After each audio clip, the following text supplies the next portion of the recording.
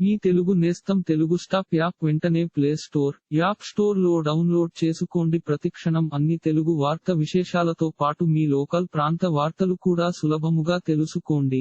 ఏపీలోని రాజకీయ పార్టీలన్నీ ఢిల్లీ బాట పట్టాయి. ఈ మేరకు రాష్ట్రానికి చెందిన 3 పార్టీల నేతలు కేంద్ర ఎన్నికల సంఘం అధికారులను కలవనున్నారు. రాష్ట్రంలో దొంగ ఓట్లతో పాటు కొత్త ఓట్ల నమోదులో స్థానిక సిబ్బంది వ్యవహరిస్తున్న తీరును ఈసీ దృష్టికి తీసుకెళ్లనున్నారు. ఈ క్రమంలో 3 పార్టీలకు కేంద్ర ఎన్నికల సంఘం ఒకే రోజు సమయం ఇచ్చిందని తెలుస్తోంది. ఇప్పటికే వైసీపీ నేతలు ఈసీని కలువగా టీడీపీ నేతలు మరికాసేపటిలో కలవనున్నారు. అలాగే సాయంత్రం 4 గంటలకు రాష్ట్ర బీజేపీ నేతలు ఈసీని కలిసి ఓట్ల అవకతవకలపై ఫిర్యాదు చేసే అవకాశం ఉందని తెలుస్తోంది. ఇలాంటి మరిన్ని తెలుగు వార్త విశేషాలు కోసం ఛానల్ కి సబ్స్క్రైబ్ చేసి గంట నొక్కడం మర్చిపోకండి.